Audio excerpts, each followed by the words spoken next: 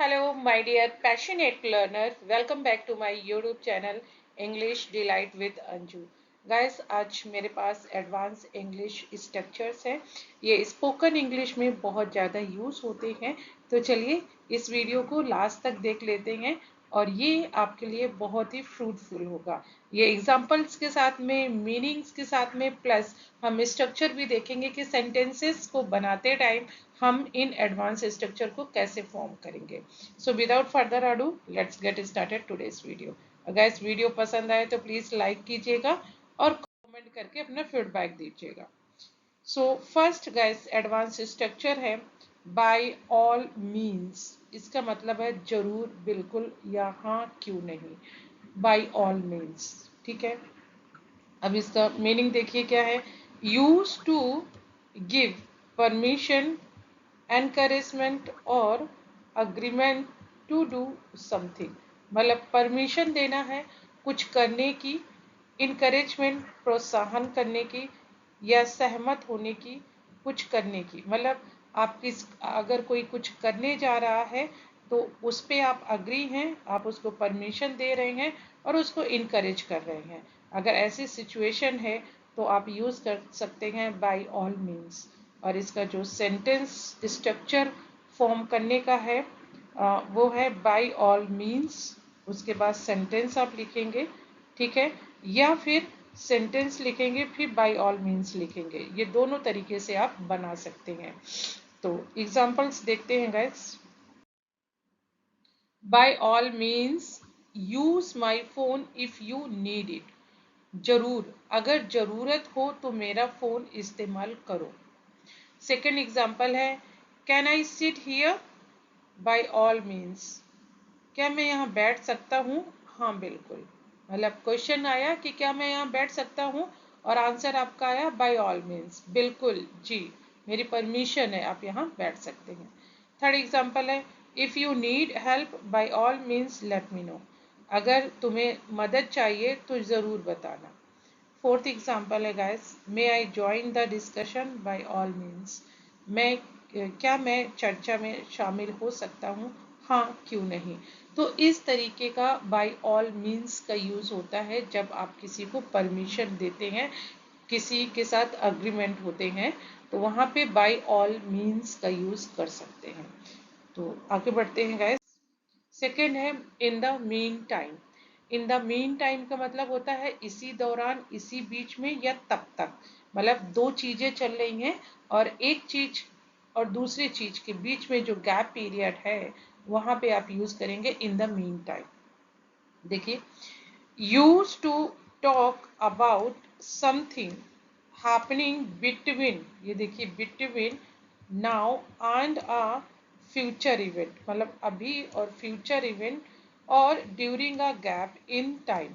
मतलब दो तरीके से बताया गया है कि या तो टाइम पीरियड के बीच में जो गैप है वहां पे आप इन द मीन टाइम का यूज कर सकते हो, या फिर एक सिचुएशन है प्रेजेंट की और फ्यूचर की, तो आप उसके बीच में जो प्रेजेंट और फ्यूचर का टाइम गैप है वहां पे आप इन द मीन टाइम आप यूज कर सकते हो।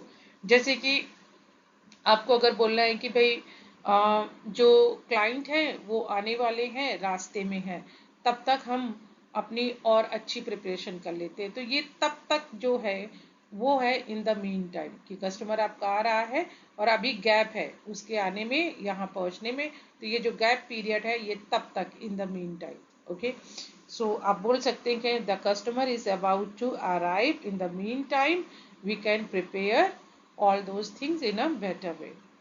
तो ये देखिए स्ट्रक्चर कैसे बनाएंगे। सेंटेंस लिखेंगे, क्योंकि दो सेंटेंस है तो सेंटेंस वन और सेंटेंस टू होंगे, और उसके बीच में आपका इन द मीन टाइम यूज होगा। या फिर do something in the mean time, आप ऐसे भी यूज कर सकते हैं। चलिए एग्जाम्पल्स देखते हैं।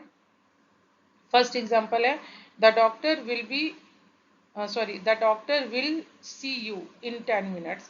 In the meantime, please fill out this form. Doctor 10 minute में आएंगे, इसी बीच या इसी दौरान कृपया यह फॉर्म भर दें। सेकेंड एग्जाम्पल है the train will arrive in an hour. In the mean time let's grab a coffee. Train 1 घंटे में आएगी, तब तक चलो कॉफी पीते हैं। थर्ड एग्जाम्पल है the food will take some time to cook, in the mean time let's set the table. खाना पकने में समय लगेगा, इसी बीच चलो मेज लगा देते हैं, मतलब डाइनिंग टेबल को सेट कर देते हैं। फोर्थ एग्जाम्पल है my laptop is getting repaired, in the mean time I am using my brothers laptop. मेरा लैपटॉप रिपेयर हो रहा है, इसी बीच मैं अपने भाई का लैपटॉप इस्तेमाल कर रहा हूँ, या तब तक जब तक मेरा मतलब लैपटॉप रिपेयर नहीं हो जाता तब तक मैं अपने भाई का लैपटॉप यूज़ कर रहा हूँ।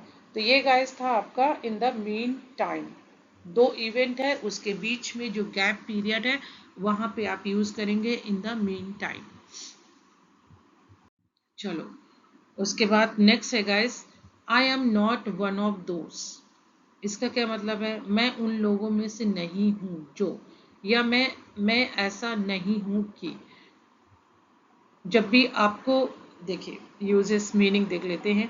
Use to say that you don't belong to a certain category और group of people who do something. मतलब आप डिनाई कर रहे हैं, आप मना कर रहे हैं उस चीज के लिए जो पर्टिकुलर कुछ लोग कर रहे हैं, या लोगों का कोई ग्रुप है जो कोई भी चीज कर रहा है, लेकिन आप अपने आप को उन लोगों में से नहीं है डिफेंड कर रहे हैं कि भाई मैं उन लोगों में से नहीं हूं, ठीक है, जो ऐसा करते हैं। अच्छा इसका स्ट्रक्चर क्या है, आप आई am not one of those use करेंगे, फिर हु और उसके बाद वर्ब लगाएंगे। चलिए एग्जांपल्स देखते हैं। I am not one of those who give up easily. देखिए मैं उन लोगों में से नहीं हूं जो आसानी से हार मान लेते हैं। तो आई am not one of those लगाया गया, उसके बाद हु लगाया गया, फिर बेस फॉर्म लगाई गई, और उसके बाद आपका सेंटेंस कंप्लीट हो गया। सेकेंड एग्जाम्पल है I am not one of those who जज पीपल विदाउट नोइंग दम। मैं उन लोगों में से नहीं हूं जो बिना जाने दूसरों को जज करते हैं। थर्ड एग्जाम्पल है I am not one of those who waste time on social media. Social social media, मैं उन लोगों में से नहीं हूं जो सोशल मीडिया पर समय बर्बाद करते हैं। फोर्थ है I am not one of those who forget their friends after success. मैं उन लोगों में से नहीं हूं जो सफलता के बाद अपने दोस्तों को भूल जाते हैं। तो ये गाइस है I am not one of those. तो अगर आपको मना करना है किसी किसी से, आपको अगर अपने आप को डिफ्रेंशिएट करना है कि भाई मैं वैसा नहीं हूं या मैं उन लोगों में से नहीं हूं, तो आप यूज कीजिए आई am not one of those, और उसके बाद हु लगाइए और बाकी का सेंटेंस कंप्लीट कीजिए। चलिए गाइस आगे बढ़ते हैं। चलो जी, अब है इट्स बीइंग एजेस सिंस। इसका मतलब है कि हम अक्सर बोलते हैं कि अरे मुझे उससे मिले ना सदियां बीत गई, मुझे वहां गए हुए जमाने बीत गए, ठीक है, या ये चीज खाए हुए मुझे सदियां बीत गई। तो इस तरीके का जो आपका एक्सप्रेशन आएगा वहां पे आप यूज करेंगे इट्स बीइंग एजेस सिंस। काफी समय हो गया, या तब से बहुत दिन हो गए, सदियां हो गई, या क्या बोलेंगे, अभी मैंने क्या बोला था याद नहीं है, सदियां हो गई या जमाना, जमाना बीत गया। तो उसके लिए चलिए इसका यूज होगा use to say that something hasn't happened for a very long time. इसका यूज तब किया जाएगा जब आपको ये दिखाना हो कि कोई चीज बहुत लंबे समय से नहीं हुई है, ठीक है। स्ट्रक्चर क्या है इसका, it's being ages since plus part simple tense आएगा क्योंकि पास्ट की बात है, ठीक है। चलिए एग्जांपल्स देखते हैं। It's being ages since we last met. हमें मिले हुए बहुत समय हो गया। सेकेंड एग्जांपल है it's being ages since I watched a good movie. मैंने कोई अच्छी मूवी देखे बहुत दिन हो गए, या आप बोल सकते हैं जमाने हो गए मैंने कोई अच्छी मूवी नहीं देखी है। थर्ड एग्जाम्पल है it's being ages since she called me. उसका फोन आए हुए बहुत दिन हो गए। Fourth example it's being ages since we had a family trip. हमें पारिवारिक यात्रा किए हुए बहुत समय हो गया। ठीक है, तो ये गाइस था इट्स बीइंग एजेस, और उसके बाद सिंस लगाना है, और उसके बाद आपका पास्ट में सेंटेंस बनेगा।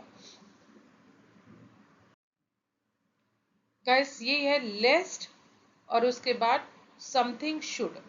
क्या मतलब होता है इसका? इसका मतलब है कि कहीं ऐसा ना हो जाए, या कहीं ऐसा ना हो कि, जैसे आपने देखा होगा हम बोलते अरे जल्दी तैयार हो, कहीं ऐसा ना हो कि ट्रेन मिस हो जाए। पढ़ लो, कहीं ऐसा ना हो कि तुम फेल हो जाओ। ठीक है, जल्दी करो, ऐसा ना हो कि बस निकल जाए। तो ऐसा ना हो के लिए गाइस लेस्ट आप यूज करेंगे, प्लस आप सब्जेक्ट यूज करेंगे। देखिए यहाँ पे क्या है, सब्जेक्ट, पहले मीनिंग देख लेते हैं क्या है। टू एक्सप्रेस फियर, कॉशन और प्रिवेंशन ऑफ समथिंग हैपनिंग, मतलब हम अगर किसी चीज के होने से पहले हम सावधानी बरत रहे हैं, और हमें डर है कि कहीं ऐसा ना हो जाए। प्रिवेंशन वही है कि भाई आप उस चीज से पहले ही, वो हैपनिंग ना हो उससे पहले आप सचेत है, प्रिवेंशन ले रहे हैं। तो ऐसी जगहों पे ये यूज होगा लेस्ट प्लस शुड। स्ट्रक्चर क्या है, सब्जेक्ट लगाएंगे, उसके बाद वर्ब लगाएंगे, और फिर आपका लेस्ट आएगा, और उसके बाद फिर सब्जेक्ट आएगा, और फिर शुड आएगा, और प्लस वर्ब की बेस फॉर्म आएगी। गैस यहाँ पे ये मैंडेट्स है, लेस्ट के साथ यहाँ शुड जरूर आएगा, सब्जेक्ट के बाद में शुड जरूर आएगा। तो चलिए इसको देखते हैं सेंटेंस की मदद से। Walk carefully lest you should fall, संभल कर चलो कहीं तुम गिर ना जाओ। ठीक है, सेकेंड है she spoke softly lest the baby should wake up, वह धीरे बोली कहीं बच्चा जाग ना जाए। थर्ड एग्जाम्पल है he left early lest he should miss the train, वह जल्दी निकल गया कहीं उसकी ट्रेन ना छूट जाए। फोर्थ है take an umbrella lest it should rain, छाता ले लो कहीं बारिश ना हो जाए। तो आप देख ही रहे हैं जहां पे एक सेंटेंस है कि हम कुछ कौशल ले रहे हैं, या हम प्रिवेंशन ले रहे हैं कि भाई ऐसा कर लो, और कहीं ऐसा ना हो कि कुछ ऐसा हो जाए। तो यहाँ पे आप यूज करेंगे लेस्ट, और उसके बाद सब्जेक्ट, और फिर शुड, लेस्ट सब्जेक्ट और शुड। चलिए आगे देखते हैं। विदाउट अ सेकेंड थॉट, क्या मतलब होता है इसका? बिना सोचे समझे या बिना देर किए, without a second thought. Meaning है इंस्टेंटली, इमीडिएटली, और विदाउट हेजिटेशन। स्ट्रक्चर है subject plus verb plus without a second thought. तो जब हमें कोई बिल्कुल तुरंत इंस्टेंट डिसीजन लेना है, इमीडिएटली फौरन लेना है, और विदाउट हेजिटेशन के, तो वहां पे आप यूज करेंगे विदाउट अ सेकेंड थॉट, बिना कोई दूसरा, मतलब बोलते हैं ना कि भाई अब मत सोचो, ठीक है, जो होना था, हमने जो डिसाइड कर लिया वो डिसाइड कर लिया। तो quickly without a second thought, जैसे कि डॉक्टर आया और उसने पेशेंट को देखते ही बिल्कुल एक सेकेंड में बता दिया कि क्या प्रॉब्लम है, विदाउट अ सेकेंड थॉट, मतलब बिना दोबारा कुछ सोचे हुए। एग्जाम्पल है he help the old man without a second thought, उसने बूढ़े आदमी की बिना सोचे समझे मदद की। She accepted the job offer without a second thought, उसने नौकरी का प्रस्ताव बिना देर किए हुए स्वीकार कर लिया। थर्ड एग्जाम्पल है if I had a chance to travel the world I would go without a second thought, अगर मुझे दुनिया घूमने का मौका मिले तो मैं बिना सोचे समझे चला जाऊंगा, मैं भी चली जाऊंगी। फोर्थ एग्जाम्पल है he jumped into the river to save the child without a second thought, उसने बच्चे को बचाने के लिए बिना सोचे समझे नदी में छलांग लगा दी। तो ये गाइस था विदाउट अ सेकेंड थॉट। चलो जी आगे बढ़ते हैं। सो फॉर सो गुड, इसका मतलब है अभी तक सब बढ़िया। जैसे आप किसी से मिले हैं, बहुत टाइम हो गया, और आप उससे पूछ रहे हैं how have you been, so far मतलब हाउ हैव यू बीन का मतलब है कि हम पहले जब मिले थे तब से और अभी तक कैसे हो आप, ठीक है। तो how have you been so far, उसके आप आंसर में बोलेंगे I am good, so far so good. आप बोलेंगे so far so good, so far so good मतलब तब से अभी तक मैं बिल्कुल फंटास्टिक हूँ, कोई दिक्कत नहीं है। So far so good. Used to say that things are going well till now अभी तक, but the final result is still uncertain मतलब अभी तक भैया सब कुछ बहुत बढ़िया है, आगे का पता नहीं। इसका स्ट्रक्चर कैसा होगा, सो फॉर सो गुड और उसके बाद आप जो भी फ्रेज आएगा उसके बाद में वो कंप्लीट करेंगे। सो far so good the project is on track, अभी तक सब बढ़िया है, प्रोजेक्ट सही दिशा में चल रहा है। सेकेंड एग्जाम्पल है how is your new job, so far so good, तुम्हारी नौकरी कैसी चल रही है, अभी तक सब ठीक है, ठीक है, अभी तक तो ठीक है। थर्ड है we have covered half the distance, so far so good, हमने आधा सफर तय कर लिया, अभी तक सब ठीक चल रहा है। फोर्थ है the weather is fine for now, so far so good, फिलहाल मौसम अच्छा है, अभी तक सब बढ़िया है। तो सो फॉर सो गुड, अभी तक सब बढ़िया है। चलो जी, ये है अकस्टम्ड टू, इसका मतलब होता है आदी होना, जैसे यूज्ड टू होता है ना वैसे ही है ये अकस्टम्ड टू, थोड़ा सा फॉर्मल है, ज्यादा फॉर्मल है यूज्ड टू से। तो मीनिंग है being familiar with something due to habit और एक्सपीरियंस, मतलब आपको किसी चीज की आदत है या तो आपके वो नेचर में है या आपके एक्सपीरियंस से वो आप में चीज आई है, आदि हुए हैं आप उस चीज के। इसका स्ट्रक्चर है subject plus be verb, be verb क्या है, is am are was verb, accustomed to और उसके बाद नाउन अगर है तो नाउन आएगा, वर्ब आएगी तो गैस वो अपने जीरन फॉर्म में आएगी आईएनजी में। चलो एग्जाम्पल देख लेते हैं। I am accustom to waking up early, मैं जल्दी उठने का आदी हूँ। She is accustom to the cold weather, वह ठंडे मौसम की आदी है। Third example they are accustom to working late night, वे रात में देर तक काम करने के आदी हैं। फोर्थ एग्जाम्पल है he is not accustomed to spicy food, वह मसालेदार खाना खाने का आदी नहीं है।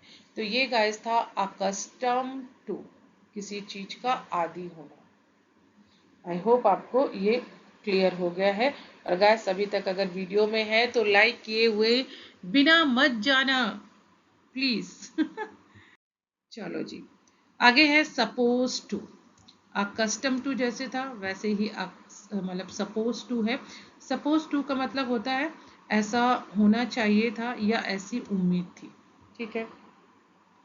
जब कोई अपेक्षित हो लेकिन वह हुआ ना हो, मतलब एक्सपेक्टेशन है और वो चीज हुआ ना हो तो उसके लिए आप यूज करेंगे सपोज टू। जैसे कि भाई क्लास में टीचर टाइम से नहीं पहुंचा, अब प्रिंसिपल आया बोला कि भाई you were suppose to in the class on time, मतलब आपसे ये उम्मीद की जाती थी कि आप क्लास में टाइम से हों।